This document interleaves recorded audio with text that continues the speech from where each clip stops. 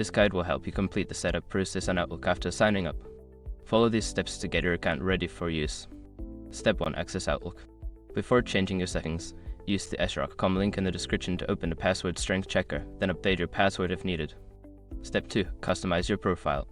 Once logged in, navigate to the settings by clicking on your profile picture or initials in the top right corner. Select View Account to update your profile information, including your display name and profile picture. Step 3. Set up email preferences. In the Settings menu, find the Mail section. Here, you can customize your email preferences, such as your signature, automatic replies, and email organization settings like folders and categories. Step 4. Configure security settings. Go to the Security section in your account settings.